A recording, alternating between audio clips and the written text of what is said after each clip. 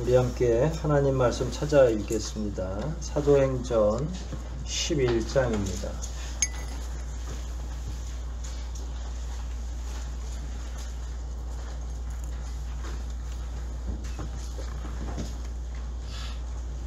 사도행전 11장 9절 말씀입니다. 죄송합니다. 26절 말씀입니다. 일단 한 구절 읽고서 설교를 시작하도록 하겠습니다. 11장 26절 찾으셨죠? 같이 읽겠습니다. 만남의 시작.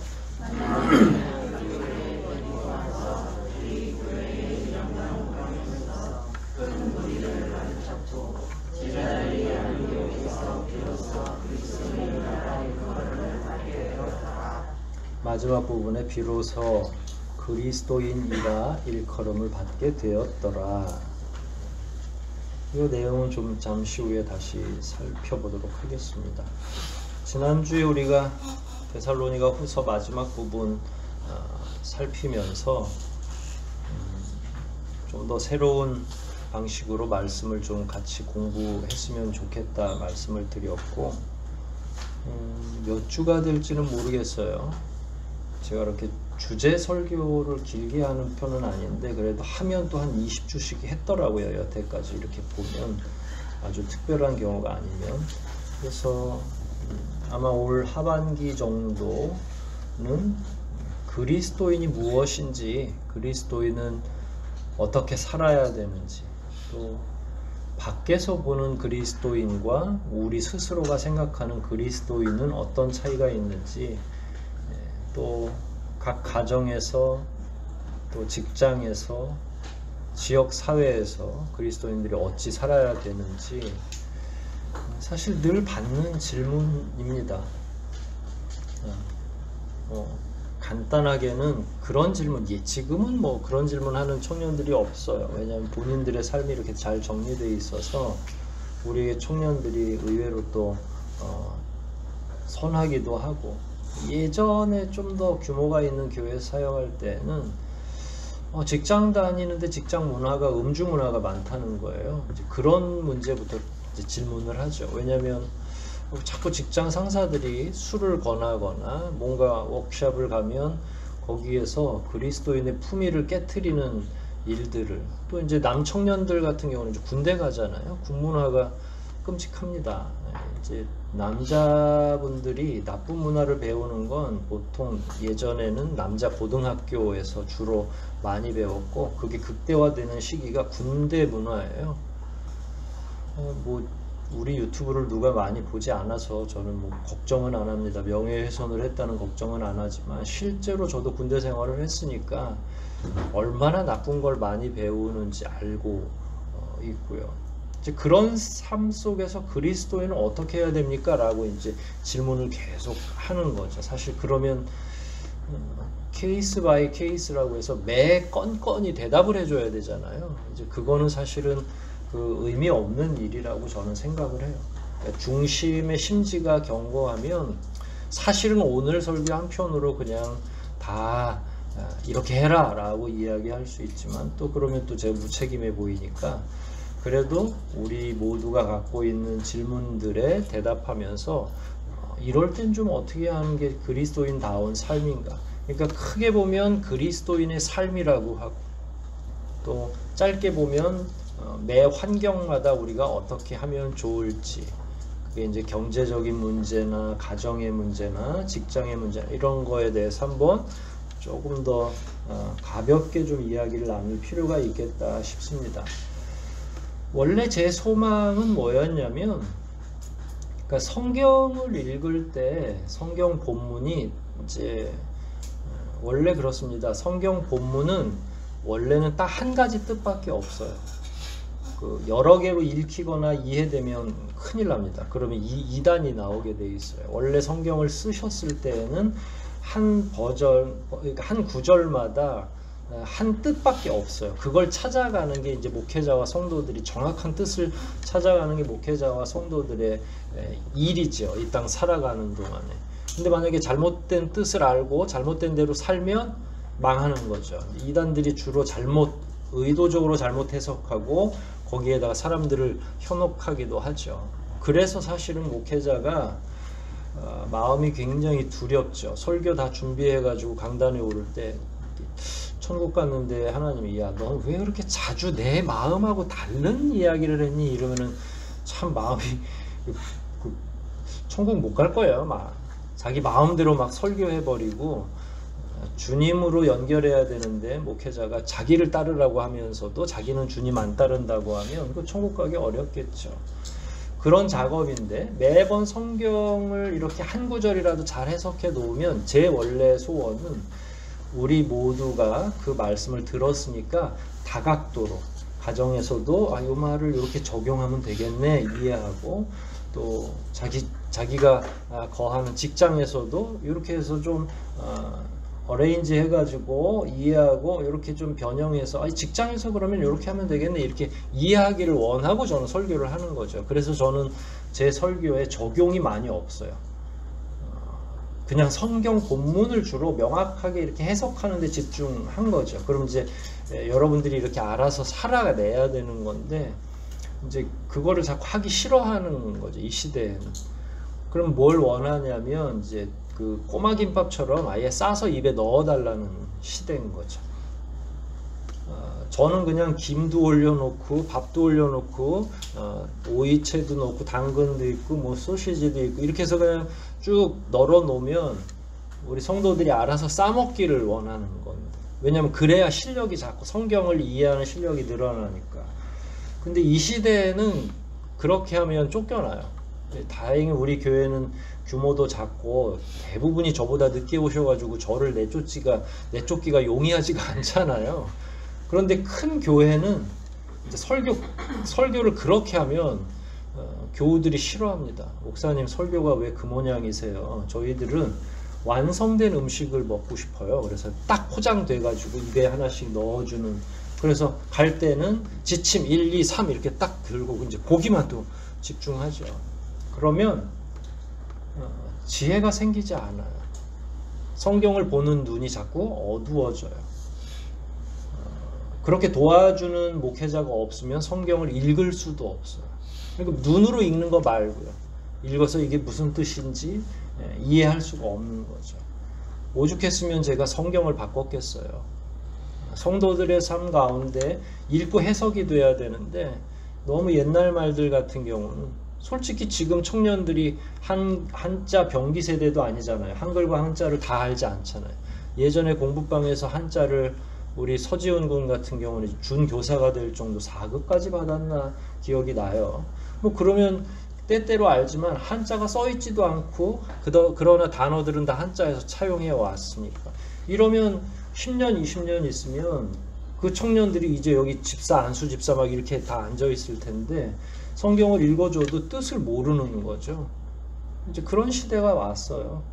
참 이게 어떻게 된 건지는 모르지만 한편으로 성경이 여러 번역본이 나왔다는 건 굉장히 우리나라가 인프라가 좋다는 이야기예요. 성경이 자기 언어로 번역도 안 된 나라가 12,000 정도의 부족이 돼요. 대한민국에 대한민국이 아니라 전 세계 나라는 한 200개국 좀 넘지만 언어는 다 갈라져 있잖아요. 그러니까 대한민국은 복받은 거죠. 우리나라 말로 된 번역본도 있는 데다가 적어도 7, 8개 이상의 새로운 번역본들이 막 나와 있는 거예요. 손만 뻗치면 성경을 공부할 수 있는 거잖아요. 이건 달리 말하면 여러분들은 천국 가서 아무런 얘기를 못하는 거예요. 하나님 너는 왜 성경을 안 읽었니? 제가 까막눈이라서 이 말을 못한다는 거예요. 여러분들이 까막눈은 아니잖아요. 성경이 너무 어려워서 야 김 목사가 쉬운 성경으로 바꿨지 않니? 이러면 이제 그것도 이제 여러분들 할 말이 없는 거죠. 이제부터 한번 성경을 좀 쉽게 읽어보면서 적용점을 좀 잘 찾고 지금 말씀드린 것처럼 하면 여러분들이 하고 딱 받으셔야 되는 거죠. 아셨죠? 한 5년 정도 저 은퇴할 때까지만 한번 그렇게 해서 쉽게 한번 가보면 우리 교회 교우들의 성경 실력이 믿음의 실력이거든요. 그 어떤 대형 교회, 큰 교회, 든든한 교회보다 우리 교회가 훨씬 더 성경 실력 든든한 게 좋은 교회입니다. 여러분들이 그런 생각 가지면서 기초부터 한번 다시 이야기해보자 싶어서 오늘 벌써 제목이 쉽잖아요.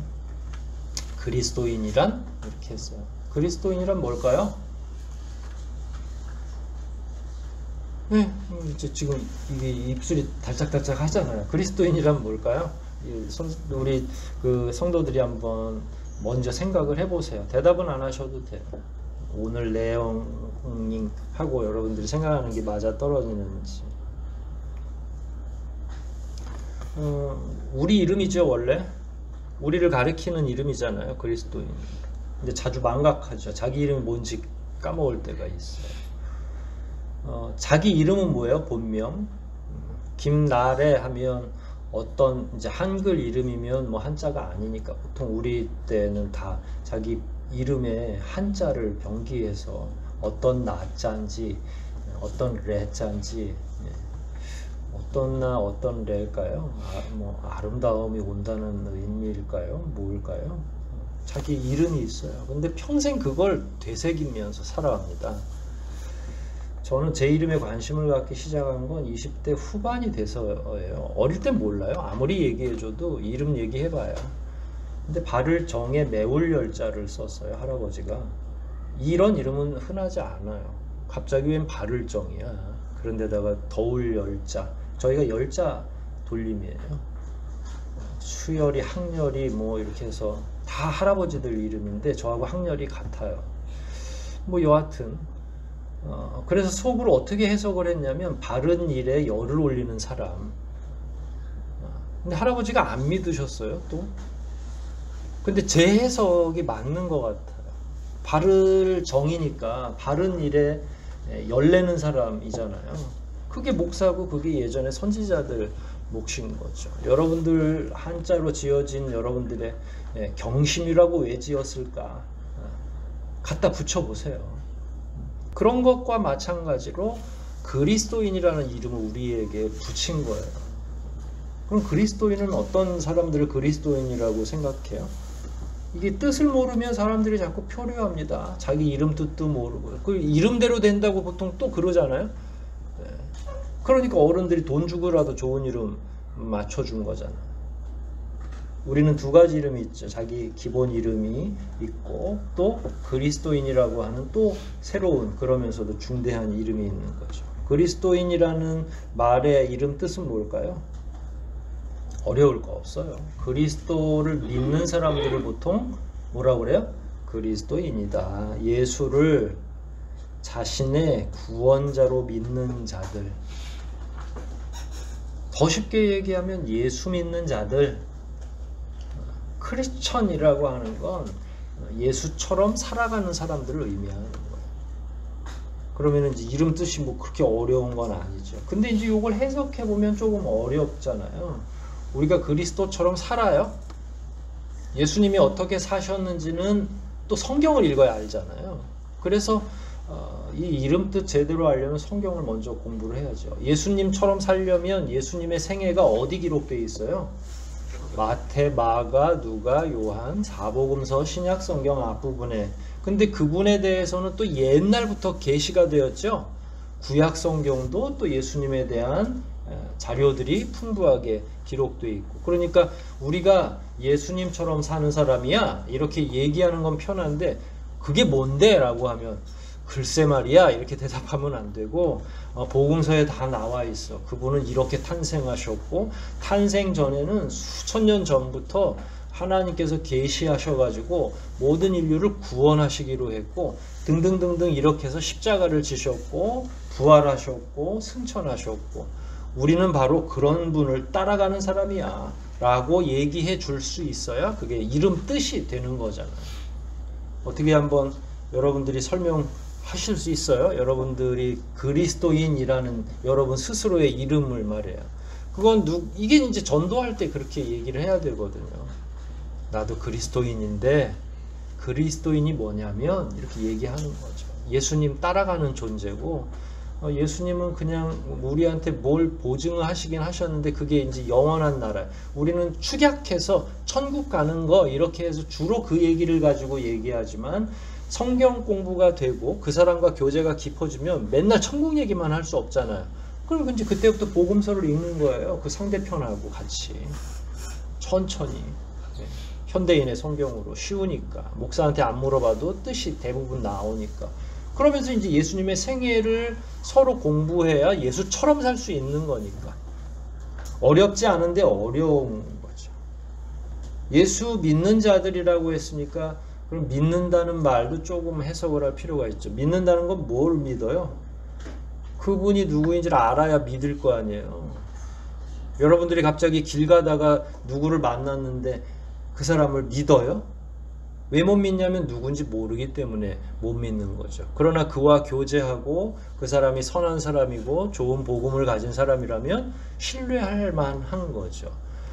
일반인들한테 예수 믿으라고 하면 잘 안 믿고 거절하고 하는 이유는 예수가 누군지 모르기 때문에 못 믿는 거예요. 다른 게 아니라. 예수님이 뿔 달린 양반도 아니고 예수 믿는 사람들이 모여있는 교회가 좀 후지기도 해서 안 믿겠지만 예수님이 누군지를 알아야 믿을 거잖아요. 그걸 소개해 주는 게 누구예요? 우리들인 거고요. 그러니까 그분이 누구인지를 먼저 알아야 믿음 안으로 들어갈 수 있는데 가르쳐 주는 이가 없는데 어떻게 알겠느냐 라고 이야기하잖아요.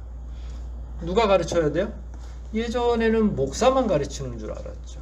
목사 도우러 온 전도사가 가르치는 줄 알았는데 실제로 그렇지 않습니다. 모든 사람들이 먼저 믿은 자들이 그를 알고 그의 가르침을 알고 심지어 예수님이 그냥 덜컹 오고 싶어서 오신 게 아니라 누구의 계시대로 예수님이 오신 거예요? 하나님의 계시대로. 그러니까 하나님도 알고. 이게 믿는다는 게 그래서 지식에 근거하는 거예요. 그 뒤에 알아야 될 게 너무 많은 거죠. 참 희한한 건 부처를 믿는다고는 표현하지 않더라고요. 그쵸? 부처도 인생인 걸 다른 불교 신자들도 다 압니다. 그래서 부처를 믿는다기보단 그분을 배우고 따라간다. 우리는 믿는다고 생각해요. 왜냐하면 그 믿음에서 구원이 생기고 영생이 생기니까. 행태는 비슷해요. 우리도 그의 삶을 추적하고 그분이 하신 대로 열심히 따라 살지만 거기서 그치지 않고 우리는 우리의 구원자로 그를 인정하고 믿는 거죠.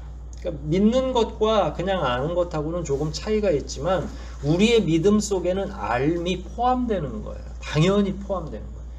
그리고 다시 한번 말씀드리지만 모르는 사람을 믿으면 안 돼요. 여러분이 어린 아이를 양육할 때 뭐라고 가르쳐요? 모르는 아저씨가 먹을 거 사주면 따라가라고 가르쳐요? 따라가지 말라고 가르쳐요? 신뢰의 문제입니다. 그게. 그 사람은 절대로 믿어서는 안 돼 라고 얘기하는 거예요. 그럼 누군 따라가도 돼요? 엄마 아빠는 따라가야죠. 엄마 아빠는 맛있는 거 안 사줘도 따라가야 되죠. 왜냐하면 그건 신뢰의 관계예요. 관계가 이미 형성되어 있는 거죠. 신앙도 마찬가지입니다. 우리가 예수를 믿는다 하는 건 그분을 기꺼이 따라가겠다는 의미이고 그분을 완전하게 안다는 거죠. 성경에서는 예수님을 어떻게 표현합니까? 우리의 구원자로 영생을 주시는 분으로 표현하죠. 그러니까 성경을 읽지 않으면 예수님이 누군지를 모를 거고 그럼 성경이 그렇게 가르쳤다면 우리는 그를 그렇게 이해하고 믿어야 되는 거죠. 예수님을 돈을 주시는 분으로 건강을 해결해 주시는 분으로는 계시되어 있지 않아요. 근데 자꾸 목회자분들이 그렇게 가르친다는 거예요. 예수 믿으면 가정에 막 축복이 내려가지고 엄청 부자가 된다고 이야기하는데 될 수도 있지만 그러나 그거는 약속 안에 포함이 안 돼 있잖아요.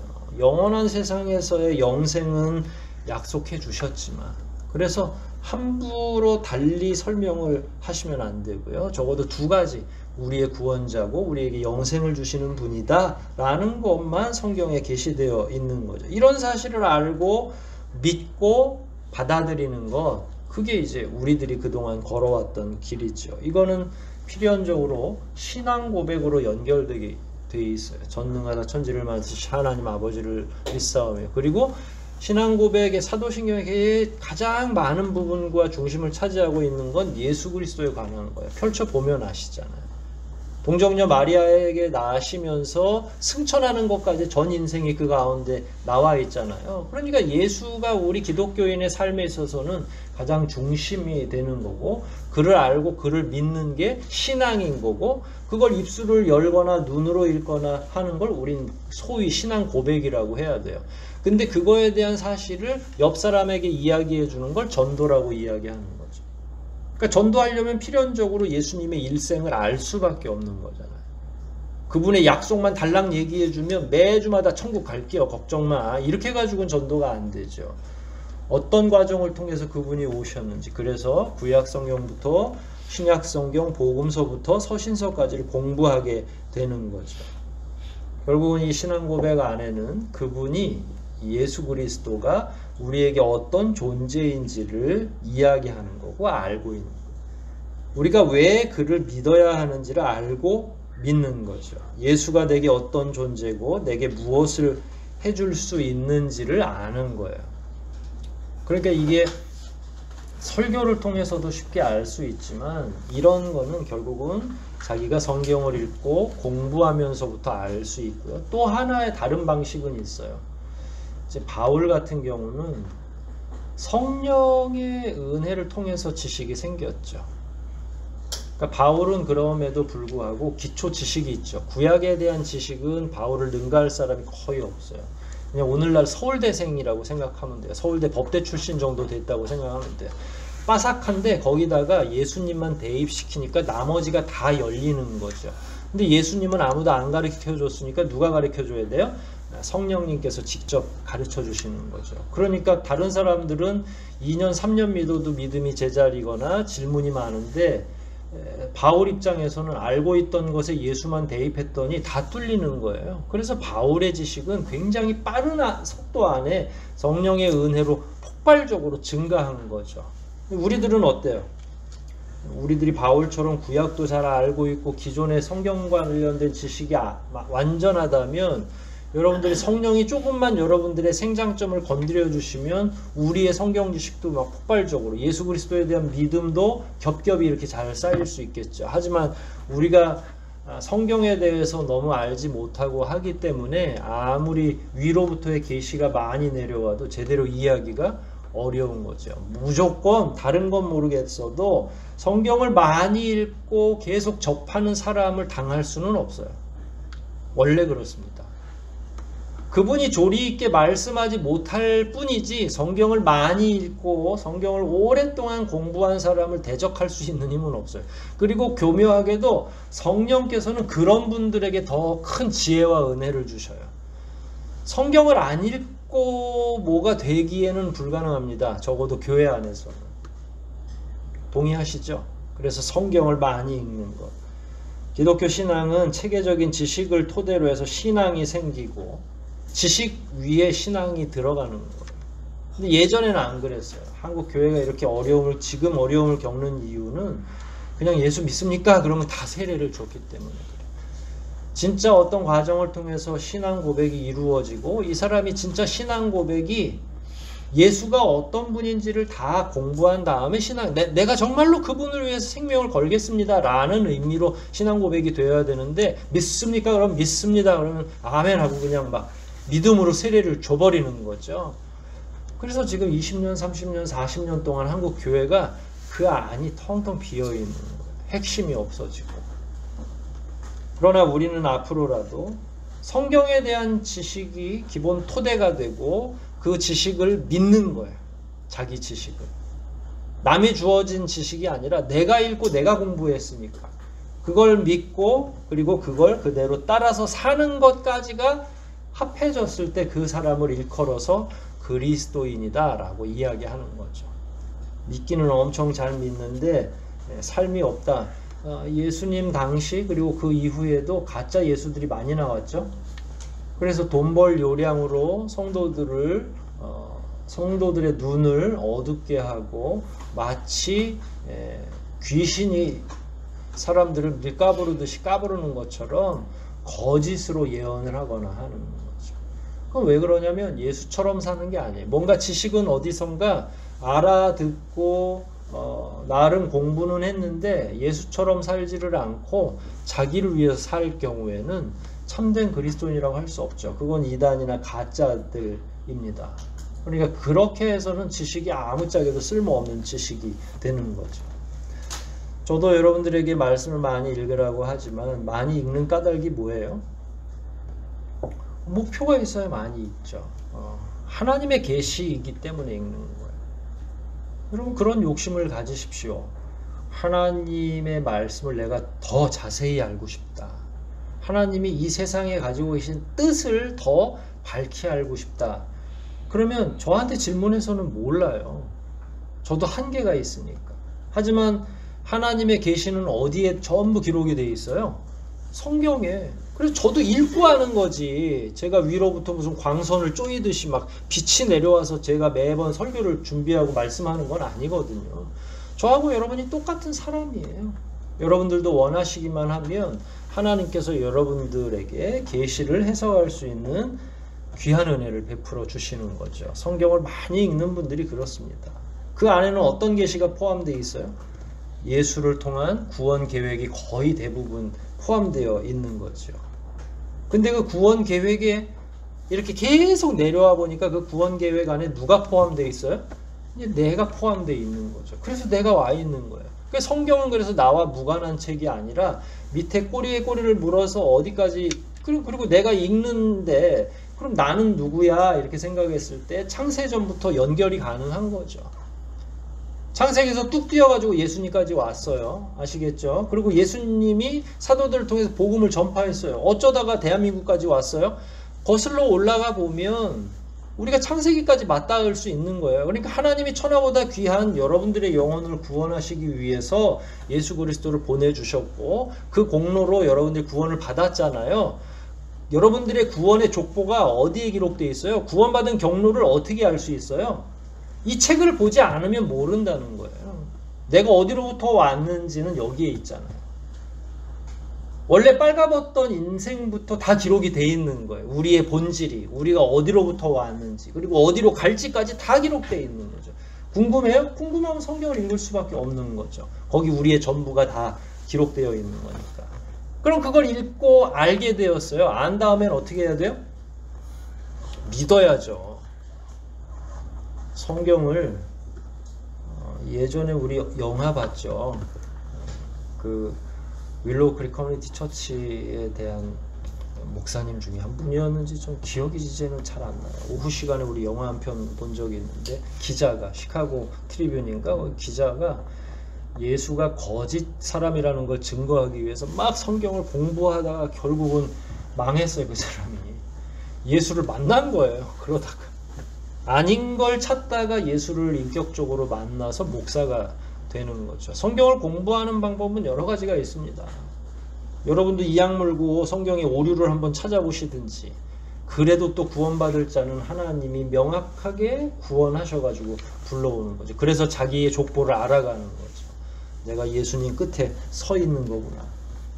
소위 이걸 성경을 믿는다 할 때, 예수를 만난다 할 때 자기의 이성적 활동을 통해서 그리고 영성까지 포함된 상태에서 이성으로는 성경의 내용을 두루 살피고 그 내용이 합리적인지 아닌지도 다 따져보는 거예요. 그러다가 이제 영으로 깨닫게 되고 하나님을 신뢰하는 거죠. 우리의 전인격이 믿음 가운데 포함되는 거예요.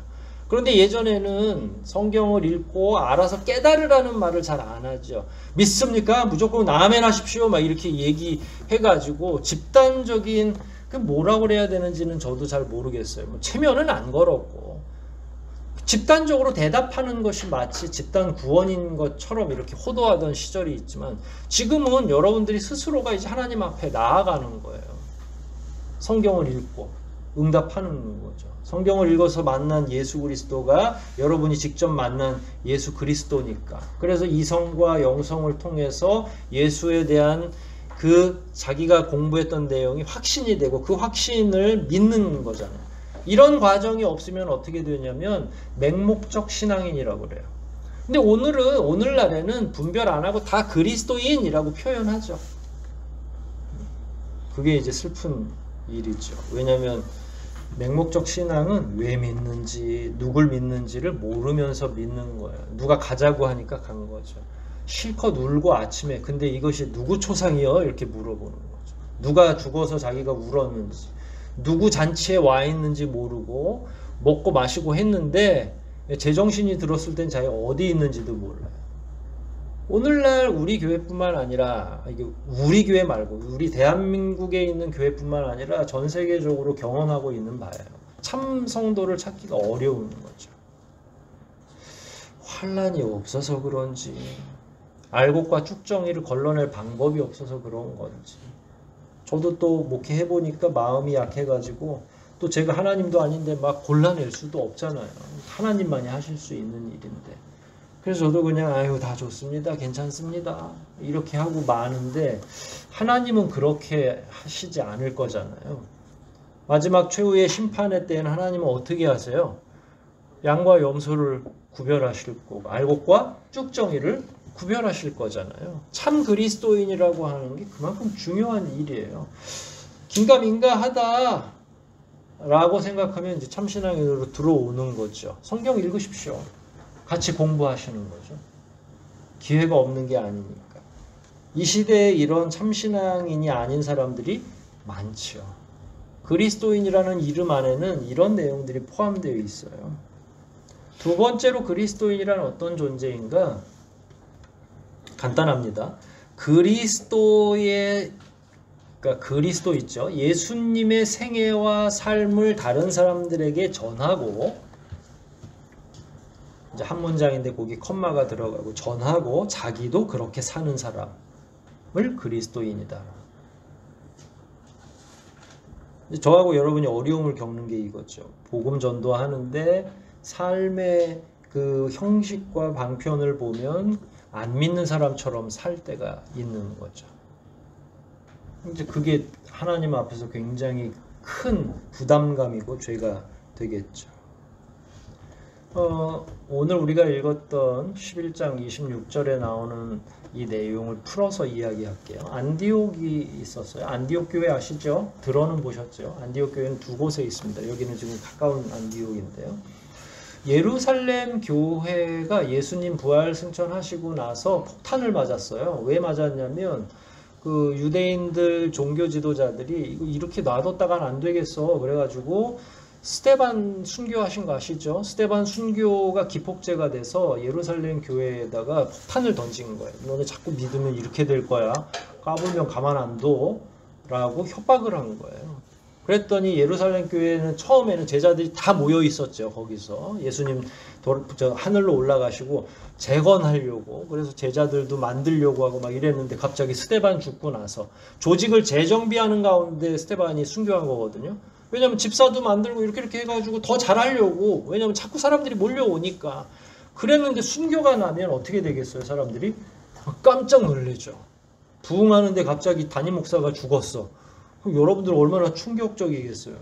우리 교회에 저주가 떨어졌나, 왜 하필이면 담임 목사가, 뭐 이렇게 생각할 수도 있겠죠. 그래서 어떤 방법을 선택했냐면, 예루살렘 교회는 일단 지하로 쓱 들어가고 거기에 나머지 그 사도들은 좀씩 멀씩 둘씩 해가지고 다른 지역으로 가기 시작한 거예요. 근데 안디옥 교회에 누가 파송이 됐냐면 안디옥 지역으로 바나바가 파송이 된 거예요. 바나바와 뭐 다른 사람들도 있었겠죠. 근데 바나바가 엄청난 성실한 사람이에요. 원래 그 계열상으로 보면 바울의 위예요. 나중엔 바울이 윗사람이 되는 것처럼 이렇게 표현되지만, 바울이 등장하기 전까지는 바나바가 굉장히 유력한 신앙인 중에 하나예요. 온화하고 바울을 대해주는 태도를 봐도 굉장히 온화해요. 그러니까 바울 위에 바나바가 있습니다. 영적으로 이렇게 보면 마음도 그렇고. 바나바가 안디옥 교회에서 열심히 일했어요. 일하다가 누구 소식을 들었냐면 저 다소의 사울이라는 사람 소식을 들은 거예요. 담메색 도상 가다가 벼락 맞아가지고 갑자기 예수 믿게 되고 뭐, 근데 이제 두문불출하고 있고 막 이러니까 바나바가 다소에 가서 이 친구를 데려와야 되겠군. 그때는 이제 바나바가 훨씬 더 윗사람이니까 교회 서열로 보면. 그래서 누굴 데려와요? 다소까지 가서 사울을 데려왔어요. 그래서 어디까지 다시 온 거예요? 아까 안디옥이라고 그랬는데, 네, 안디옥에 다시 데려온 거예요. 그래서 바울과 바나바와 이제 사울이었죠. 사울과 바나바와 다른 사람들이 안디옥에서 열심히 사역을 한 거예요. 1년이 됐어요. 1년이 됐는데 1년이 되고 나 정확히 뭐 몇 년 몇 월 며칠 1년이 되는 날 이거는 아니고 대충 1년이라는 시간이 흐르고 나서 주변에서 사람들이 바나바와 사울과 그 다음에 교회 안에서 일하는 사람들을 일컬어서 뭐라고 부르기 시작한 거예요? 아니 답을 다 얘기해놓고 가르쳤잖아요. 항상 저는 거기 오늘 26절에 있잖아요. 안디옥에 데리고 와서 사울을 둘이 교회에 1년간 모여 있어 큰 무리를 가르쳤고 제자들이 안디옥에서 비로소 뭐라고 부름을 받게 된 거예요? 그리스도인이라. 역사상 처음으로 그리스도인이라는 이름이 어디에서 받은 거라고요? 안디옥 교회에서. 누가? 바나바와 사울과 그 당시 그 교회에 있었던 제자들이. 그럼 그리스도인 거기서 처음으로 시작이 된 거니까 그러면 이건 자기소개는 아니죠. 아 저는 크리스찬입니다. 요즘에 우리가 우리를 소개할 때 예 저는 예수 믿습니다 얘기하지만 이 당시에는 자기소개가 아니라 누가 붙여준 거예요? 외부 사람이 붙여준 거죠. 근데 그럴 때 왜 외부 사람들이 이렇게 붙였냐면 이 사람들이 예수 복음을 늘 1년 동안이니까 3주만 해도 다 가르치는데 뭐 바울은 1년이면 얼마나 많이 가르쳤겠어요. 그러니까 주변에 있는 사람들이 복음을 가르치는 소리도 듣고 이 사람들의 삶을 딱 평가할 때에 저 이렇게 좀 쉽게 표현하면 이렇게 했을 거야. 이 사람들은 예수처럼 사는 사람들이구만. 그게 뭐예요? 그게 그리스도예요. 예수처럼 살아가는 사람들. 예수는 아니잖아요, 우리가. 그러면 예수처럼 살아간다는 데 방점이 있는 거죠. 예수님처럼 말만 하는구만 이게 아니라. 그 안에 모두 포함되어 있어요. 삶이, 행동이. 가치관도 열심히 얘기하지만 1년 이상 주변에서 많은 사람들이 지켜본 결과 가르친 대로 사는 걸 보면서 이 자들은 그리스도처럼 살아가는구만. 자기들이 가르쳐 놓고 그 주인공처럼 살아가는 거예요. 예수님은 어떻게 사셨어요? 이 사람들은 어떤 모습을 도대체 어떻게 살았길래 사람들이 주변에서 예수처럼 살았구만이라고 표현했겠어요? 상상이 되겠죠. 뭐 초대교회 다시 예루살렘 초대교회 생각해도 돼요. 열심히 기도했을 거고 가난한 사람들 구제했을 거고 싸움하지 않고 파당을 짓지 않고 서로 공유하고 나눠주고 상상할 수 있는 거 다 갖다 붙여놓으면 예수의 제자들 즉 그리스도인들은 그리스도처럼 자기를 희생하고 자기의 유익을 구치 않으면서 남들을 위해서 최선을 다해 살아갔던 거죠. 다른 이들은 자기 먹고 살기에도 분주하지만 안디옥에서 사역했던 최초의 그리스도인이라고 불렸던 이 사람들은 한결같이 남을 위해서 살아가는 거예요. 근데 여기에 이제 우리가 지금 고민해야 될 지점이 많은 거죠. 우리는 사실은 우리 먹고 살기도 힘든데 말이에요. 이 시대에 말이에요. 결국은 그리스도인이라고 하는 건 예수 믿고 예수 전하고 예수처럼 살아가는. 적으세요. 예수 믿고 예수 전하고 예수처럼 살아가는 삼박자가 맞는 걸 그 당시부터 지금까지 예수의 사람들, 예수처럼 사는 사람들, 그걸 영어로 크리스천이라고 이야기하는 거죠. 우리말로는 예수쟁이라는 말이 있죠. 장인은 전문가를 뜻하는 거예요. 예수 전문가. 다른 사람들은 비아냥거리거나 비난해 에이 예수쟁이들. 그런데 그 손가락질을 받으려면 진짜 예수처럼 살아야 예수쟁이가 되는 거잖아요. 아유 입만 살아서 이렇게 되면 안 되고. 의미가 많이 오늘날엔 퇴색됐죠. 예수 믿는 사람들, 그리스도인이라는 말이 이제 부끄럽잖아요. 여러분들 어디 가서 예수 믿는 사람들입니다 라고 이렇게 자기소개 합니까? 안 합니까? 안 하죠. 들통날 때까지는. 제가 외부에서 손님들을 만나거나 사람들하고 이렇게 교제하고 만나면 제가 처음에 목사인 줄 모르던 사람들은 술 누구나 그럽니다. 아유 제가 아직 나이도 안 되고 예수 믿어서 술을 못합니다. 이렇게 이야기하면 그런갑다 싶죠. 근데 만약에 제가 거기서 삶도 엉망이고 만약에 행동도 그렇고 한다 그러면 그분들도 그러려니 하겠죠. 왜냐하면 요즘엔 다 그러고 사니까. 요즘에 질문이 더 많아졌어요. 그리스도인은 어떠해야 되는가? 그리스도인은 어떻게 살아야 되는가에 혼란을 겪는 거죠. 우리 스스로도. 근데 이미 답은 다 나온 거예요. 그렇게 살면 되는데 삶이 복잡해지고 좋은 그리스도인에 대한 의무를 목사님들이 엄청 많이 여러분 짊어지게 하는 거죠. 좋은 성도는 헌금도 많이 하셔야 되고 목사도 잘 모셔야 되고. 예전에 예수님이 원치 않았던 내용들이 오늘날에 너무 많이 부과되고 있는 거예요. 그러니까 제가 구상하는 건 그거예요. 방금 전에 말씀드렸던 예수를 알고 예수를 믿고 예수처럼 살아가는 거, 요 3박자만 하면 되는데 이걸 현장에서 어떻게 적용하는지만 우리가 조금 더 공부하면 지혜가 생길 텐데, 주님도 말씀하지 않았고 성경에도 없는 거를 자꾸 교회에서 가르치거나, 그 예수님, 그러니까 궁금하면 성경을 읽으시면 돼요. 여러분의 현장에서 직장을 다니실 수도 있고 학교를 다닐 수도 있고. 그러면 나는 내가 지금 이런 위기에 있는데, 그러면 이렇게 질문하시면 돼요. 그냥 눈 감고 예수님이라면 어떻게 하셨을까? 이 비즈니스의 현장에서 예수님 같으면 몇 프로를 이자를 받으라고 했을까? 사업의 현장도 마찬가지. 술자리에서도 마찬가지일 거고. 어디든지. 근데 이제 그게 귀찮으니까 자꾸 이제 목사한테 질문을 하는 거죠. 목사님, 이런 경우가 있는데요. 어떻게 하면 좋을까요? 이제 Q&A 시간에 그런 게 되게 많이 나오거든요. 아니, 네 맘대로 하세요. 그러지. 그거 어떻게 하겠어요? 질문 안 하는 사람 치고 또 그대로 사는 사람도 제가 많이 못 봤어요. 주로 이미 결단이 선 사람들은 질문합니까? 안 합니까? 묵묵히 그대로 하죠. 이미 자기가 배웠는데, 제가 배운 거하고 여러분이 배운 거하고 다른 게 아니잖아요. 우리가 만난 예수가 달라요? 제가 만난 예수님과 여러분이 만난 예수님이 다르냐고요. 같잖아요. 다른 걸 요구해요? 제가 그래서 목사나 평신도나 똑같은 걸 요구받는다고 생각하거든요. 물론 제가 짊어질 십자가가 더 클 수도 있죠. 목회자로 세우셨으니까. 더 많은 책임을 져야 될 수도 있고요. 또 더 경건해야 될 수도 있고, 더 하나님 앞에서 무릎을 꿇어야 될 수도 있죠. 그건 근데 저하고 그분 사이의 관계고, 여러분들도 여러분과 주님 사이의 관계가 있는 거예요. 성도들이라고 제비 새끼처럼 입만 벌리고 목사가 다 해가지고, 아까 꼬마김밥 얘기했잖아요. 다 싸서 주기를 바라면 하나님께서 야단하실 거예요. 우리가 까막눈도 아닌데 말씀을 이미 여러 버전으로 다 주셔가지고 손만 뻗치면 성경을 얼마든지 더 쉽고 재미있고 의미 있는 성경들, 묵상할 수 있는 교재들, 지금 성경과 관련된 수만 권의 책이 번역이 되어 있어요. 우리가 게을러서 못 읽을 뿐이지. 그럼에도 불구하고 하나님 앞에 가가지고 우리가 핑계할 말이 있을 것 같냐는 거예요. 이 그리스도인이라고 하는 이름자 하나도 우리가 제대로 이해하지 못하고 그렇게 살아내지 못하면 굉장히 어려운 거죠.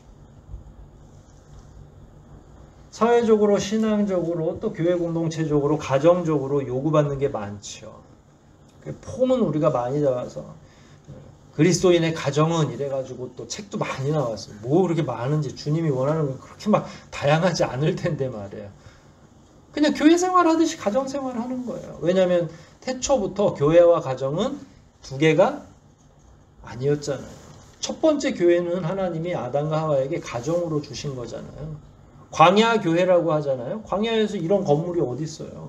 그냥 집단 생활하는 게 교회였던 거예요. 거기에서 목사님이, 모세 목사님이 계셨던 거고, 나머지 수종드는 게 그 각 부족마다 있는 장로님들이 부교역자처럼 열심히 또 신앙생활하고, 각 가정에 흩어지면 어떻게 되는 거예요?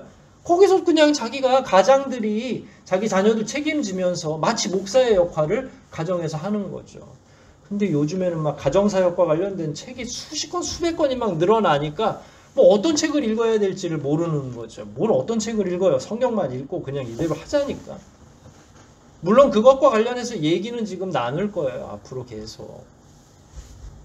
하지만 다른 요구에 대해서는 별로 신경 안 쓰셔도 돼요. 왜 신경을 안 써도 되냐면 부담을 가지시더라고. 그래서 우리 젊은 처음에 가정을 이끌고 있는 젊은 부부들은 늘 그런 고민을 하죠. 우리가 지금 잘하고 있는 걸까? 주님 앞에 온전한 가정일까? 주님 앞에 온전한 가정을 이끌려면 어떻게 더 뭔가 해야 될 것 같은 그 부담감 때문에 더 어려움에 처하게 되는 거죠. 기본 잘 하시면 돼요. 가정에서는 목자가 아버지가 됐든 어머니가 됐든 영적 리더가 가정의 목자가 되는 거예요. 그럼 가정에서는 누굴 믿어요? 가정에서는 예수님 안 믿나요? 예수님 믿잖아요. 예수님 잘 믿으려면 뭘 읽어야 돼요? 성경 읽으세요, 집에서도. 그게 가정 예배 시초죠. 누굴 따라가면 돼요? 예수님 따라가면 돼요. 다 아시잖아요. 근데 우리가 왜 이렇게 어려워졌는지, 그 어려운 짐을 좀 내려놓고 쉽게 한번 가보면 안 될까? 저는 여러분들이 처한 어려움을 알아요. 매 순간마다 선택의 시간이 올 거예요.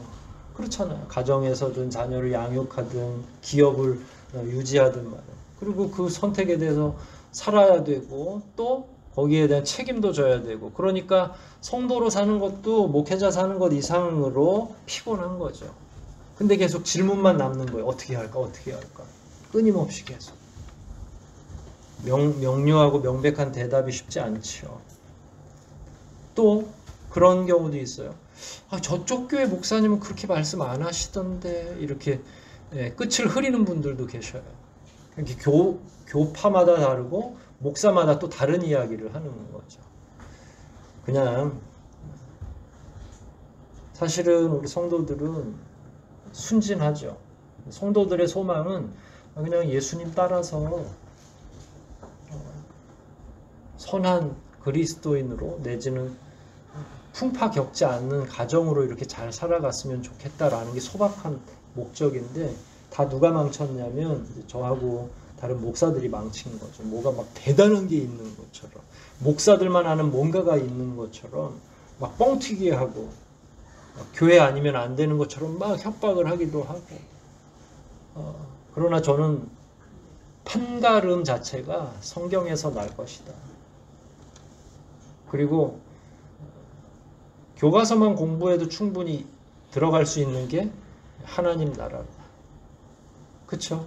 누가 공부하든. 그렇다고 교회 안 다녀도 된다는 그런 의미가 아니라, 성경을 잘 알고 성경의 내용만 익히 알아도 하나님의 질문에 다 대답하실 수 있잖아요. 그리고 어려운 질문 하실 것 같아요. 너 누구 믿어? 이렇게 물어보면 예수 믿는다고. 그게 답인 걸 뭐. 그 이상 그 이하가 어디 있겠어요. 거기서 파생되는 나머지의 자잘한 대답들이 마치 이 시대에는 폼 잡는 데 필요하니까 그게 더 우선순위가 되는 느낌을 지울 수가 없는 거죠. 좀 더 진짜 그리스도인의 삶은 무엇일까를 이제 이야기하려고 하는 거죠. 그래서 오늘은 한 가지만 기억하고 가십시오. 그리스도인이란 예수를 아는 것, 둘째로 예수를 믿는 것, 세 번째로 예수처럼 사는 것, 알고 믿고 사는 것, 이게 그리스도인이다. 그리스도인 가정은 뭐냐? 예수 알고 예수 믿고 예수처럼 사는 게 또 그리스도인들이 모아놓은 공동체고 가정이겠죠. 구체적인 삶의 방식은 이제 하나하나씩 한번 풀어서 조금씩이라도 한번 고민을 같이 해보려고 합니다. 하지만 그 중에 가장 중요한 건 오늘 이야기하는 자기가 누군지를 명확히 알아야 공동체 안에서 지혜롭게 살 수 있지 않겠어요? 이 정체성을 잃어버리기 때문에 자주 직장에서 망하게 되는 거예요. 우리가 자주 가정이 혼란을 겪는 거예요. 우리는 교회 다니는 사람이 아니라 진짜 예수 알고 따르는 자로 새롭게 살아가기를 원하는 그런 사람들이죠. 그래서 가정도 직장도 더 의미 있게 살아갈 수 있는 일은 있다. 성경이 중심이 되는 삶. 한번 그런 삶으로 저하고 여러분들이 쭉 성경을 통해서 공부하시면서 더 깊은 가정, 더 경건한 가정, 말씀이 중심이 되는 공동체, 이런 것들을 한번 만들어 보도록 하겠습니다. 그런 마음을 가지고 준비하는 모든 분들에게 주님의 지혜가 함께 하시기를 주의 이름으로 축복합니다. 우리 시간 말씀 생각하면서 한번 기도하겠습니다. 그리스도인이란 어떤 의미가 있는지 그 이름 뜻을 우리가 다시 한번 되새기면서 그리스도인이라는 이름에 부족함 없이 그를 알고 그를 믿고 그를 따르려고 하는 우리가 어느 정도까지 지금 수행하고 있는지, 부족한 점이 무엇인지, 우리는 그를 계시된 말씀을 통해서 정확히 알고 있는지, 아는 대로 믿는지, 믿는 대로 사는지, 이 부분과 관련해서 다시 한번 주님 앞에 정직하게 나아가고, 그 부분이 부족하다면 거기부터 우리가 세워지게 해달라고, 거기부터 다시 재조정되게 해달라고 통성으로 기도하시겠습니다.